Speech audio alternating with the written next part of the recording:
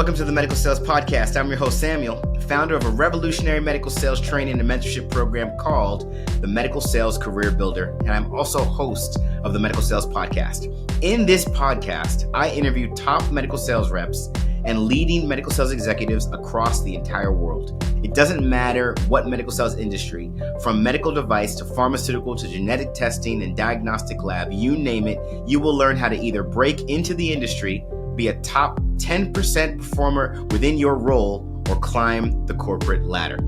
Welcome to the Medical Sales Podcast. And remember, I am a medical sales expert sharing my own opinion about this amazing industry and how it can change your life.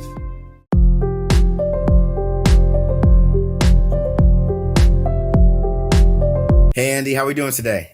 Doing great, Samuel. Good to see you. You too. Why don't you tell everybody who you are and what you do?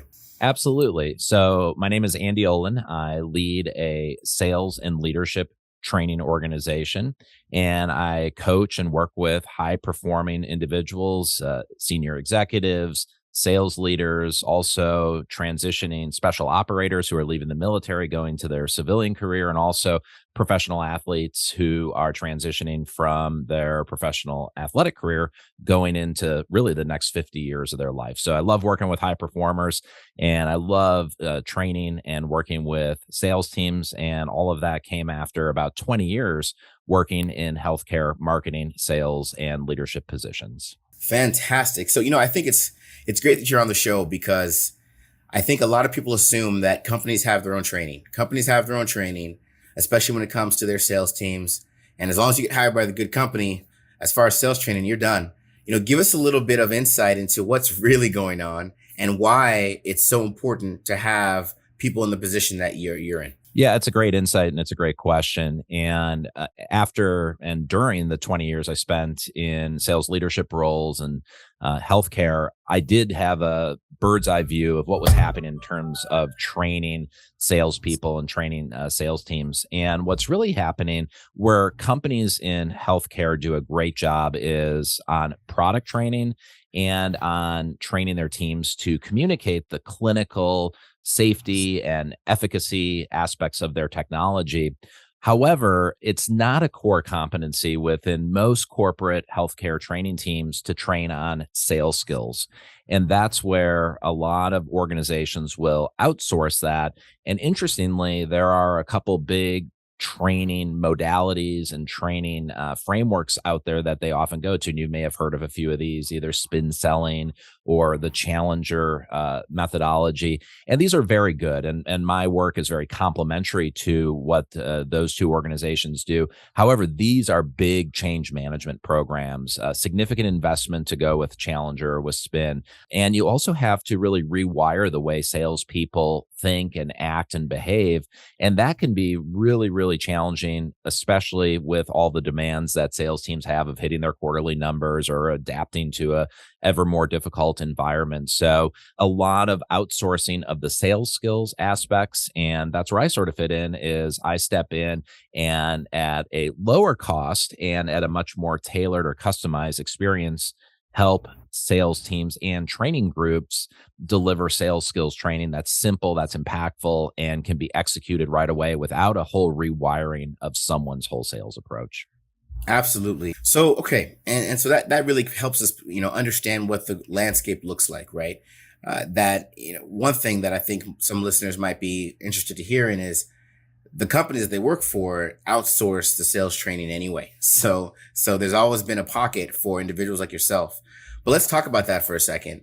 As a salesperson, how important is it to always be looking for the education around sales training? Do you feel that as a salesperson, once you kind of learn it, and as long as you're keeping it into practice, you're done? Or do you see it as something that you should be actively looking for ways, new and maybe even more innovative ways that sales training is conducted? Yeah, it's again a great question, and it makes me think about the term empowerment. It's a great term that's thrown a lot, but what does it really mean? And empowerment, the definition of empowerment is to focus on strengthening your own skills in order to be able to control your own destiny. So, as a salesperson, the way I think about that is I want to control my own destiny. I want to hit my numbers. I want to exceed my numbers. I want to walk across the stage, getting the Hey, right. President's Award, getting the big crystal trophy that I can put up in my office, Absolutely. and I want to be in control of my own destiny. So, therefore, I need empowerment.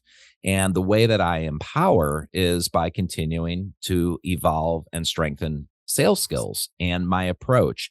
And so it's incredibly important. I think it's one of the most dangerous things a healthcare sales professional can do is that when he or she lands the dream job, says, I don't have to change. I got it. I've been validated by getting this great job at this med device company, this diagnostic company, and I don't have to ever change again. The reality is you have to change every day. Otherwise, the person that is changing, evolving, adding more to their sales armamentarium is going to pass you right by.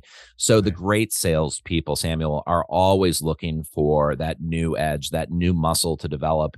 And think about the great athletes that we all know and love out there, from in my hometown, Giannis Antetokounmpo to Lewis Hamilton in racing, to Kobe, to LeBron, to you name it, Tiger Woods. These individuals never were satisfied at the top. They always needed to take that next step. Salespeople have to be continuing to evolve their skills in order to get to the top and then to stay at the top as well. Got it. Got it. So you see it as even the most veteran sales rep should be looking for training outside of the organization that they work for. Absolutely. And here's a stat for you. In my experience, and I poll the sales teams that I work for specifically around negotiation training, you would think most people in healthcare, they're expert negotiators. They're going up against doctors. They're going up against big procurement agencies and really tough economic customers at IDNs and GPOs and big hospitals. And you would think that these are great negotiators. The reality is, 2/3 of salespeople in my data in healthcare have never had a formal negotiation course. Mm. Mm. And that's pretty striking to think, hey, you've Yeah. made it to the top of the sales pyramid in so many ways, but you've never learned how to negotiate. So Sure. there's an example where a lot of companies are saying, hey, we need to get better negotiation skills for our team, especially in this higher inflation environment while our customers are trying to drive pricing down. We better be really savvy negotiators so we can hold revenue, we can hold margin. Oh, we have a gap. Our team hasn't been trained on this. Let's give Andy a call. Let's have him come in, work with our team to develop this muscle. So that's even where I see very tenured salespeople say, wow, I'm a lot more confident in negotiating. I never have been. And I can go out and execute immediately with these very simple practices. Let's talk about that for a second. Negotiation. I mean, it's an obvious thing that every sales professional should understand how to negotiate. But talk to us a little bit about what it looks like when you've worked with a team that really didn't have negotiation as part of their arsenal, and then after training, you saw some big differences. What do Yeah. those changes look like? And talk to give us maybe one or two stories. Yeah, absolutely. So, two quick stories. I was working with a group from one of my favorite clients, Hydrofacial, which is a medical aesthetics company out of Long Beach, California. And I was actually training some of their international team members from all around the world. And the next morning after the training, and I deliver what's called a yes if training. So you can say yes to every customer request if the customer is also willing and ready to trade value for value with you. And I got a note from one of the sales reps, I think from Hong Kong, who said, I got on the phone with one of my customers after your training and I yes ifed into a multi-system deal and felt really good about it. So literally within hours, this person was able to take the simple practices. Again, we're not boiling the ocean with these negotiation skills. These are simple actions you can take and immediately transform it into successes. Another company of mine trained about 500 people in their sales organization on this. And right away, you saw a pop in average selling price. You saw a different confidence and a swagger. And keep this in mind, Samuel, that the best salespeople, they run toward the negotiation. The reality, though, is because negotiations are often conflict-filled events, and there are trained negotiators on the other side of the table from the salesperson. They're trying to bring prices down. They use conflict, chaos, and crisis to do that. So when a salesperson has more confidence, they're better communicators, and they think about forming a cooperative negotiation, they see results immediately. And you just see these confidence scores go up. Confidence leads to stronger negotiation outcomes for a company in healthcare lead to higher price, margin preservation. And so the return on investment for organizations is really big to have an upskilled sales force specifically around negotiations. Absolutely. So talking about these sales teams, you've seen a lot, right? Let's actually, before we do that, I want to color in your history so people can understand who they're actually listening to here.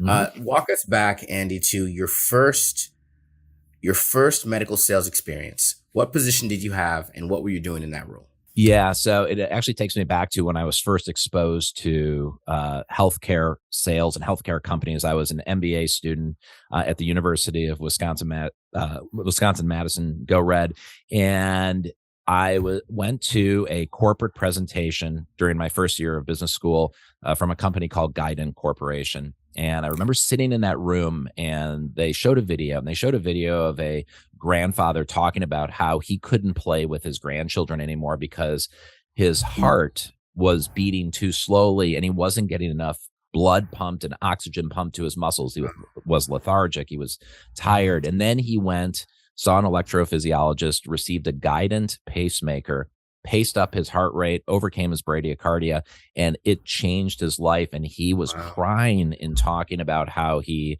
engaged them with his grandchildren and how much joy that brought him. And when I saw that, I'm like, I'm in. I got to be in this industry. Here's a industry where we can do things really cool on the sales and business side, and we can also really positively impact people. And so I actually started at Guidant Corporation after a summer internship and started there as a compensation analyst. I was writing comp plans and sales incentive plans for the sales organization. That changed into a big change management effort I worked on when Johnson & Johnson tried to buy Guidant Corporation back in like 2002. That didn't work. Guidant got split out. Half went to Boston Scientific, half went to Abbott.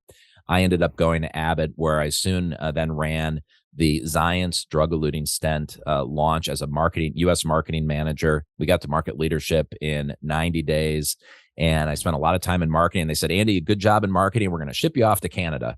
I said, all right, sounds good. So I moved to Toronto and was national sales manager there. So I went sales operations to marketing to sales, and then from there to general manager in Canada, general manager Canada, Latin America. Moved around a bit, ended up at Siemens Healthineers and ran North American Lab Diagnostics, which was a $1.5 billion business. And so it's been a wonderful journey and really rewarding. Then in 2019, I started my own company because I wanted to get back closer to helping salespeople, sales leaders upskill and really to live and work within my passion, which is teaching and also presenting and communicating and training as well. Absolutely. So as we were saying, you've led sales teams. I mean, you've seen the good, you've seen the bad, and you've seen the ugly. Yes. Tell us, what are maybe the top 3 things that you see sales professionals consistently do well? Like when you see this happen, they're going to do well, and maybe 3 things on the con side. Yeah, good question. So curiosity. Every great salesperson is hyper curious and remains curious. So, for example, we're now living in a high inflation, high interest rate environment. The curiosity mechanism inside a top salesperson is going to say, what does this mean for me and my customers and my products?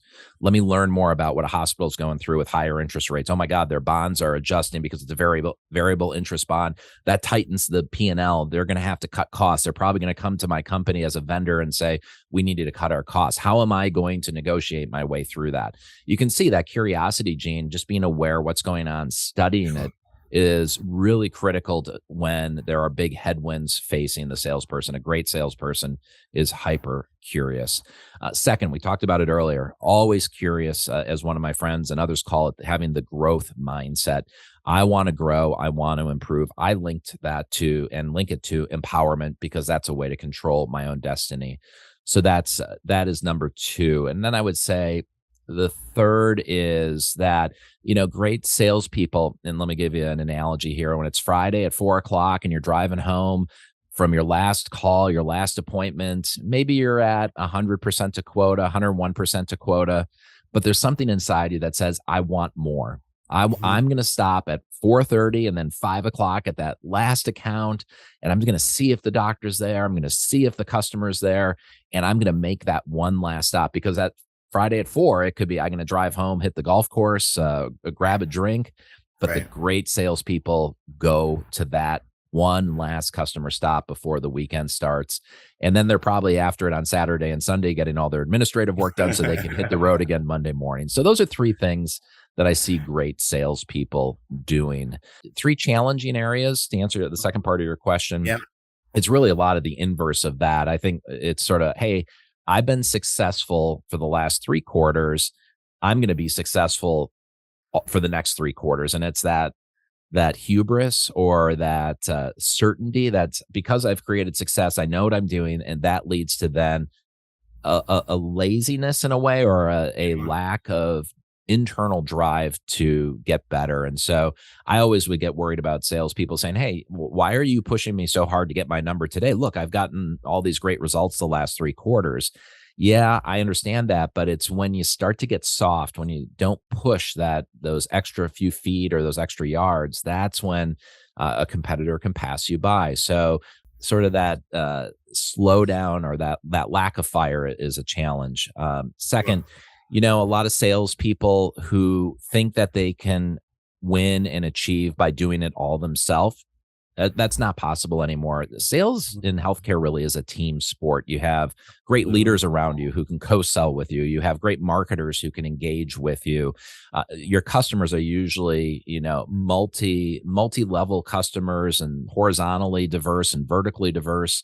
And you need a team around you to get ready for a sales call, to prepare, to get your training done. So lean on your teammates, bring them into the sales process. And those who are lone wolves out there still continue to really struggle. This is a team sport, and you have to build that muscle to sell as a team. So you have this framework that you use that you help sales professionals grow in. I mean, I know, of course, you can't give us your stuff here, but give us a little bit insight into what it really looks like. Like you said, there's a challenger sale, there's spin selling, go givers give more, right? There's all these different philosophies, for lack of a better word. But I think a lot of sales professionals are hard pressed to truly understand what a fundamental framework of selling and how to improve that looks. Give us a little insight into what that looks like. Yeah, well, and I'm happy to give you some of the insights here because I want your listeners to be able to take these skills and work on them right away. My goal, my mission is to help over 1 million people upskill themselves in sales and to feel more confident, to be proud to be a salesperson. So here are a couple things. We'll talk negotiations, and we'll talk presentation skills, which is also a really big need from a lot of my customers and within the healthcare industry. So negotiations, my approach and framework that I developed after 20 years and really within the experiences I had in healthcare sales is called the yes if mindset. And what this sounds like is when a customer asks me for a price reduction on my product, yes, I can give you a price reduction if you give me more volume. Yes, I can give you a discount if you give me another year on the contract. And this is a trading mentality. And what I see a lot of salespeople doing in negotiations, especially when a sales rep is going up against a very powerful doctor, a very powerful procurement organization, is they acquiesce. And acquiescence is saying yes without any protest or without asking for something in return. It sounds like this. If a customer asks me for price, yes, I can give you a price discount. Oh, great. Can you also give me a rebate at the end of the year? Yes, I can give that to you as well. And when you only say yes and you don't ask for anything in return, the trained customer is going to keep asking and asking and asking and getting more value from you. Salespeople in healthcare feel that they need to say yes in order to be liked, in order to move closer to getting the deal done. The reality is they just get taken advantage of. And that's where revenue comes down, price comes down, margin comes down. And so, yes, if is a way to say, yes, I can do this for you, Mr. and Mrs. Customer, doctor, if you can also give me something of value in return. And so what I encourage everyone I train in yes, if, and your audience as well, is start trying that now. If you're having a negotiation, even in your personal life, and I negotiate with my kids all the time, yes, you can go out and hang out with your friends if your homework is already done. Yes, you can do this if you can do that for me. And it's this cooperative trading environment where everybody wins, but value and equity is maintained as well. And if you think about it this way, Samuel, is that for healthcare salespeople, you want to, through negotiation, create a triple win outcome. The salesperson wants to win a good deal. The customer wants to win a good deal, and the company that the salesperson for wants to win a good deal as well. And if you can create that triple win outcome through a yes, if cooperative negotiation, then you're well on your way to doing that. And my courses, you can find those at learn.andyolen.com and dive into those. There's a whole series on negotiation training around the yes, if mindset. And then second, on presentation skills, great salespeople are able to stand up, confidently communicate, and persuade and motivate a customer to follow him or her. And when you have that presentation excellence and that confidence in front of customers, that passion, that optimism, that credibility can really translate to incredible results. And so I spend a lot of time with sales teams, training them on how they can upskill their presentation approach. And it's really through simple practices like the rule of three, storytelling, using slides as scaffolding, a lot of very simple best practices, and then reps in actually doing it. So actually getting out there and trying it, getting feedback on doing it. And it's a lot of fun. And those courses are available at my website as well, too. Absolutely. You dropped the rule of three. I can only imagine how many people are wondering, what is the rule of three? Yes. Why don't you share with us what the rule of three is? Yeah, absolutely. And the rule of three is really all around us. And it's our brain can only take on three pieces of data or information at a time. And our brain is built because there's a rhythm to three. 1, 2, 3, ABC. There are actually, I think, songs like that too. So if there's a rhythm to three, there's an ability for our brain to remember three. So let's play to the way that we're already naturally wired. If we're able to take on and remember three things, as then a salesperson, let's share the three most important things in that presentation with our customer. Today, I'd like to talk with you, Doctor, about 1, 2, and 3, or A, B, and C. Let's start with 1. And if you think about the rule of 3, Samuel, it's everywhere. Think about if, how we were trained as kids in North America. If we ever caught on fire, what were we trained to do if we ever caught on fire? Stop, drop, and roll. Rule of 3, stop, drop, and roll. You got it. And right. If we ever are on fire, and I hope none of your listeners ever are, if we ever are, what is the emergency number that we dial up on our phone? 911. 911. 3 numbers, because we can remember 3, the rule of 3. And then I always like to say, once we recover from our near miss or our fire experience, there's probably an interesting story to tell. And a story has a beginning, a middle, and an end, the rule of 3. So the rule of 3 is all around us. Stoplights, red, yellow, green, Starbucks, a tall, grande, venti size.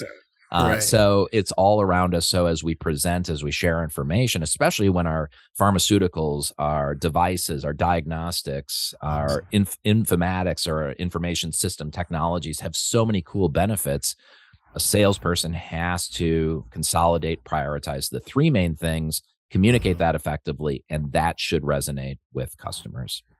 I love it. I absolutely love it. I hope you're enjoying today's episode. And I want to let you know our programs cover the entire career of a medical sales professional. From getting into the medical sales industry, to training on how to be a top performer in the medical sales industry, to masterfully navigating your career to executive level leadership. These programs are personalized and customized for your specific career and background, and trained by over 50 experts, including surgeons. Our results speak for ourselves, and we're landing positions for our candidates in less than 120 days in top medical technology companies like Stryker, Medtronic, Merck, Abbott, you name it. Would you run an Ironman race without training and a strategy? You wouldn't. So why are you trying to do the same with a medical sales position? You need training, you need a strategy, and you need to visit evolveyoursuccess.com, fill out the application, schedule some time with one of our account executives, and let's get you into the position that you've always dreamed of. So I'm gonna switch gears just a little bit here, and I want you to address just something that's kind of been mumbled about before: introverts and extroverts. And I think the automatic notion when people hear that is sales professionals are extroverts, plain and simple. However, if you dig a little deeper, you'll find that there are quite a few sales professionals out there that are introverts and rather effective.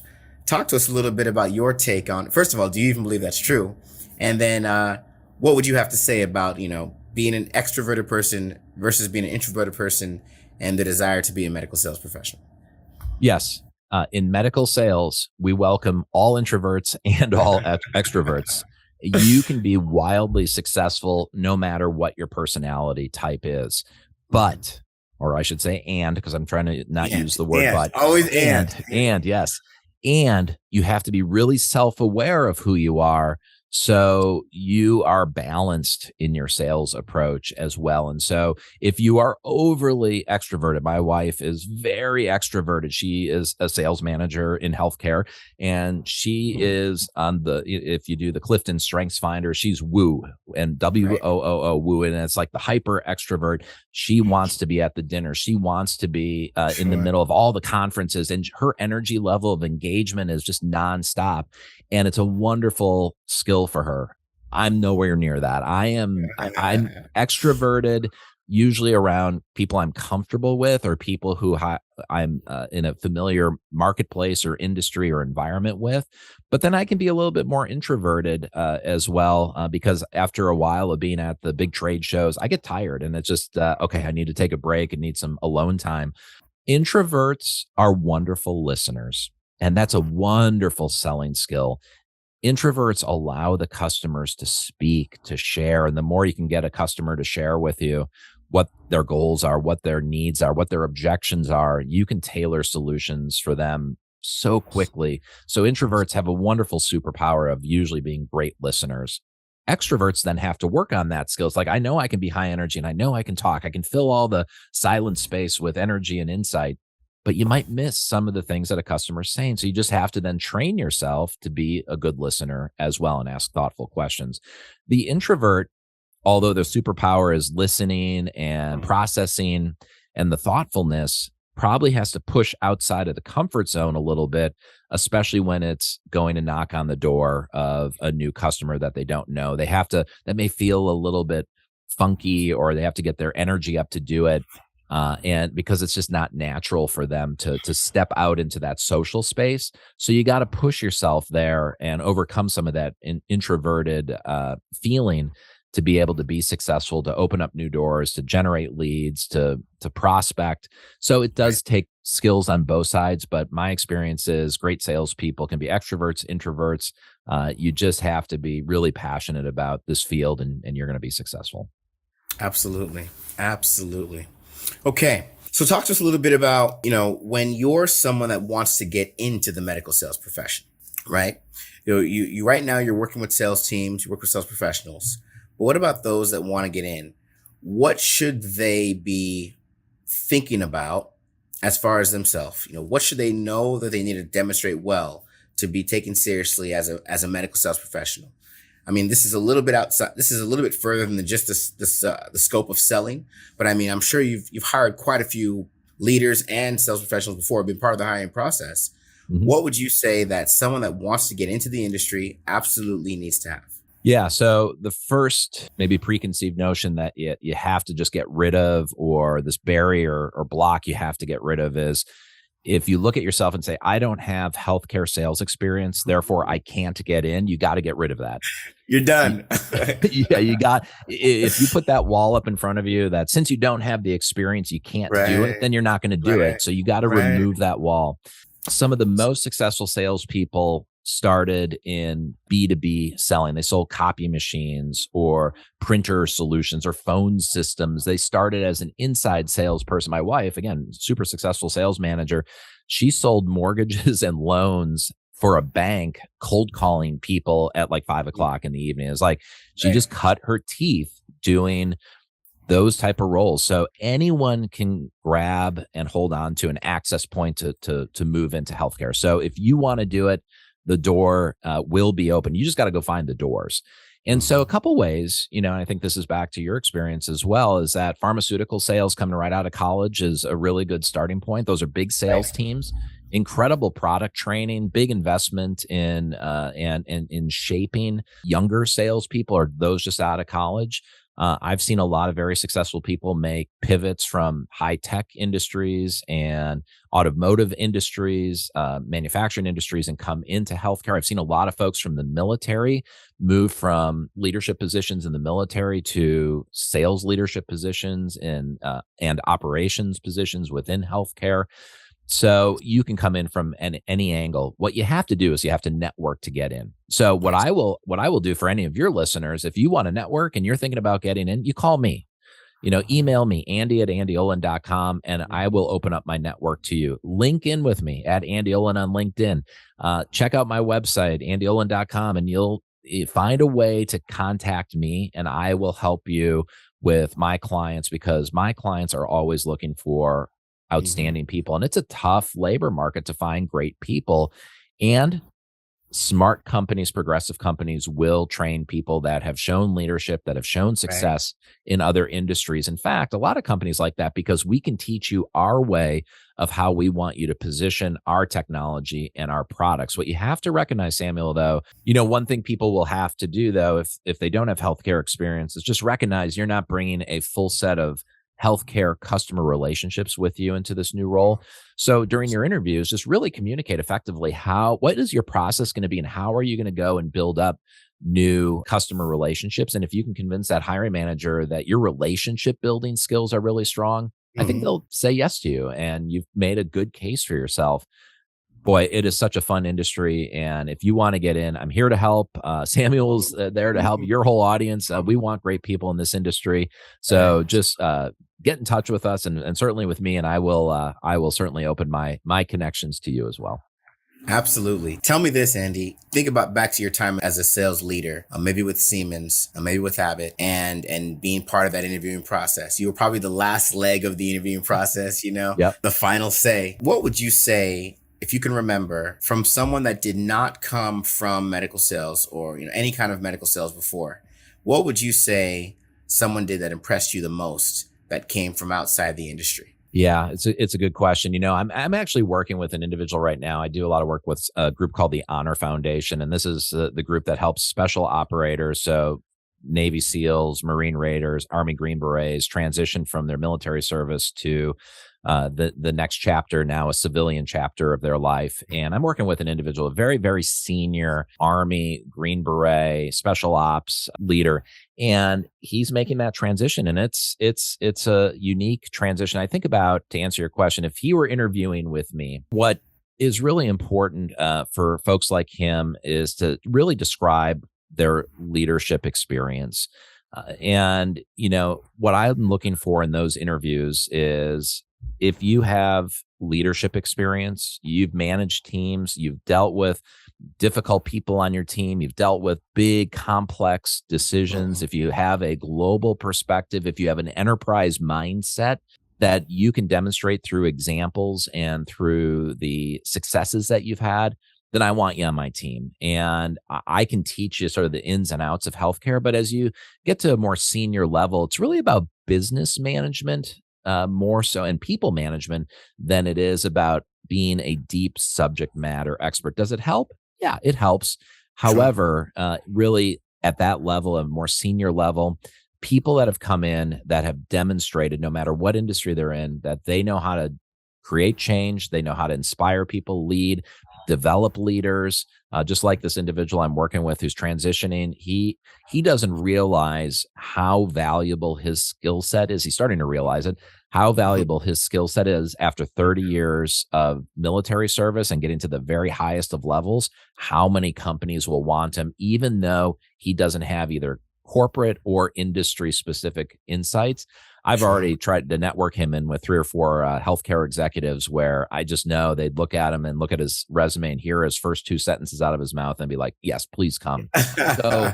So those are the big things that as you move up, you got to demonstrate from a sales rep manager, if you want to keep moving up to leadership positions, is that you can take on big projects, be successful, inspire people, motivate, that you're a clear communicator, that you can work well cross-functionally, and that you have really good business acumen and business savviness skills. Absolutely. Last question. As far as sales training is concerned, where do you see sales training headed? COVID just happened. Mhm. Companies had to cut all types of services they were entertaining for their employees left and right. There's all these whispers about this big recession that's coming. And Yeah. usually things like sales training is the first to go. Think about the future, Yeah. maybe 10 years out. Where is sales training in general? Where's it headed? I think sales training is in healthcare maybe a little bit more immune to economic ups and downs because people get sick, unfortunately, and people need service and care, and healthcare can be somewhat resilient through an economic downturn. We've seen that before. And Sure. so I think sales training, the clinical and the product pieces will always be there.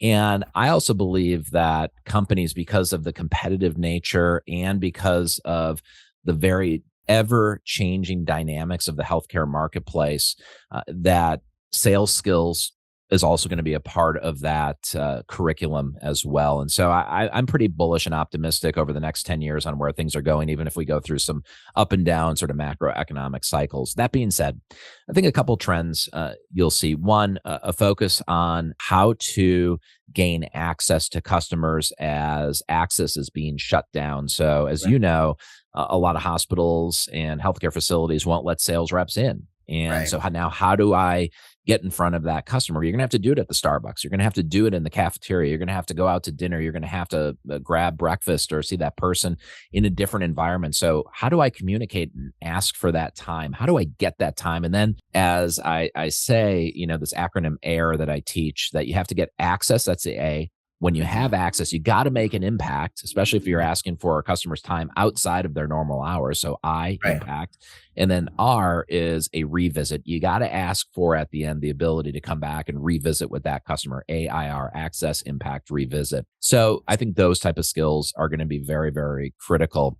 We are also going to see a continued transformation to the sales rep of the future has to be incredibly well versed in terms of financial insights, financial acumen, understanding the finances that they're and the headwinds and the tailwinds that their customers are facing, understand Mhm. an income statement, understand how to create economic utility Mhm. through and with the products that they're selling, how to also manage value analysis committees and ensure that, when the VAC meets, a value analysis committee, and there's a procurement person, there's the chief medical officer and the Mhm. doctor and a few other people, the lawyer, that the value proposition that's in front of them from that salesperson's company is crystal clear. So there's an upskilling that's going to continue to happen as this environment tightens in terms of access and also gets more complex in terms of the integration between clinical benefits and Mhm. also economic utility or value utility of the products people sell. So I always think there's going to be a place for sales training. That's where negotiation, presentation skills get a very good positive return on investment. And then Sure. lastly, I think this virtual world that we all work in is here to stay. So selling through Zoom, selling Yep. through Teams, selling through a text message, Mhm. informal negotiations. These are going to be much more important skills to have while we balance our time in front of customers between in-person moments and virtual moments as well. Virtual is here to stay. And so salespeople have to get really comfortable selling in this medium as well. So I'm optimistic and bullish, but we certainly have a lot of work to do, Samuel, out there. Absolutely. And I would even, say that it goes even further than that with social media. I mean, it's become critical as far as a sales professional. And if you're paying attention, you'll everyone can see that these social media platforms like LinkedIn, if you can figure out how to really hone in on your message and you're an expert in your field, you can brand yourself into opportunities that are, left and right. Absolutely. And I think that's a great shout out also to the leaders that listen to your podcast, is that I think healthcare companies rightfully are very thoughtful about the regulatory and compliance and the advertising and promotion of their technologies, because it's very strict and Right. you got to be very on label and very, very compliant. So that being said, a lot of healthcare companies don't want or discourage their employees talking about their company, talking about their products on social media, because that could be sort of the Wild West. Someone could go off label and show something and that gets them in trouble. So I think a great area of sales training for healthcare leaders is as you said correctly, we need to exploit the power of social and digital media. How do we enable the sales force of 500 people, which could be 500 unique microphones, unique marketers, to use their social media platform to send out the positive messages about our products and our companies in their own voice? My client Hydrofacial is very empowering with its people. They leverage digital media big time, and their entire global sales team is a megaphone for them. That's a progressive view. Others have to get there. Otherwise, they will lose the full advantage of social media. So there's a balance between being compliant and allowing your teams and people to be able to share that needs to be found. Absolutely. Absolutely. Andy, it has been fantastic to have you on the show today. Anything else you want to share with our audience? Remember, our audience are people that want to get into the industry, those that are in the industry, and then those that are leading the way. Yeah. One last tip for salespeople new to our industry, wanting to get in, or even very tenured. There are 3 sales skills, foundational sales skills, that I've seen great salespeople have. And this is from when I've been in India working with sales teams to Indianapolis and everywhere in between, that they're the 3 sales skills that inspire people to say yes are connection, communication, and cooperation. These are the 3 foundational sales skills of healthcare, of really all of selling. And all I'd encourage your listeners to think about is take an inventory of a couple of the great relationships you have in your personal life. And my guess is that the communication between you and this other person is fantastic, that you are connected, you have a lot of the same values, and that you cooperate to solve problems. Think about that personal relationship and then ask yourself, how do I take all the greatness and the things that work regarding connection, communication, cooperation in my personal relationship, and then bring that over into how I sell and build relationships with doctors, with procurement folks, with technologists, healthcare providers. And you'll find that if you can really create excellence in connection, communication, cooperation, then you're going to be well on your way to an incredibly successful career in healthcare. Fantastic. You gotta love it. All right, Andy, we're going to switch gears for the last time. And I'm going to ask you a series of 4 questions. It's our lightning round, and you have less than 10 seconds to answer each one of them. Are you ready? Bring it. Let's go. Okay. First question. Best book you read in the last 6 months? You bet. Read a couple of them. The one that comes to mind that really was impactful is Company of One by Paul Jarvis. And as small business and entrepreneurial folks like us, Company of One is all about how you can prosper being on your own or with a small team. So great book for those thinking about entrepreneurial efforts. I like it. I'll have to definitely give that a read. Okay. Best movie or TV show you've seen in the last 6 months? I've watched Better Call Saul and finished that. Listen, that show blew my mind. That was a good one. Vince Gilligan, the writing, the cinematography, the characters, how Bob Odenkirk didn't win a single Emmy Award that's criminal. Great show. I know. Breaking Bad was groundbreaking TV, and Better Call Saul stepped it up. So it was absolutely. It was good stuff. All right. Best meal you've had in the last 6 months? Well, it's going to be tomorrow night is date night for my wife and I. We're heading out to New York City. We're going to a French restaurant in Tribeca. So I am going to put all my bets that meal, that French meal, if it's like a 3 or 4 course meal when we're going to get a nice bottle of wine, that's going to be the best one that I've had in the last 6 months. I've never had a future meal be an option, but hey, we will take it. First for everything. Yep. Spoken like a true sales professional. Hey, and then last question, best experience in the last 6 months? Best experience last 6 months. That's an easy one. My daughter, Audrey, verbally accepted and committed to Auburn University to swim and study there. Did 5 weekends in a row in September and early Fantastic. October on 5 campus Wow. official visits for her. And ultimately, War Eagle, she's going to be an Auburn Tiger. And I'm just super proud of her. So by I far, can only imagine. yeah, her going to Auburn and making that official is a big deal for the whole family. That is fantastic. Is she the last one, or how many do you have? Well, ironically, she's the middle one. So the oldest, and so the way recruiting works for athletes is it starts after their sophomore year, which is really early. So she's a junior now. So her older sister, the senior, is going through what I'll call the more traditional approach to applying to colleges like I did. And so the older sister is going through the process of applying, but her younger sister actually knows before because swimming accelerated that a little bit for her. So Sure. yeah, it's exciting. Then the freshman, the little guy, he's not so little anymore, just watching his 2 big sisters do some amazing things. That is fantastic. All right. Well, Andy, again, it was wonderful to spend time with you. Please tell us again, where can people find you and your work? Absolutely. AndyOlen.com, ANDYOLEN.com is my website, and that will take you right into my learning portal if you want to jump into any of the online courses. Also, my book is The Trilogy of Yes, that talks about connection, communication, cooperation. And finally, like you, Samuel, I also have a podcast, The Sales Warrior Within. If you like the style and the approach, simple actions that lead to big results, The Sales Warrior Within is a great resource for you. Fantastic. We look forward to hearing and seeing more from you, Andy. Thanks a lot, Samuel. Great to be on the show today. I hope you enjoyed today's episode. And remember, I have a customized and personalized program that gets you into the medical technology industry as a sales professional, or any type of role for that matter.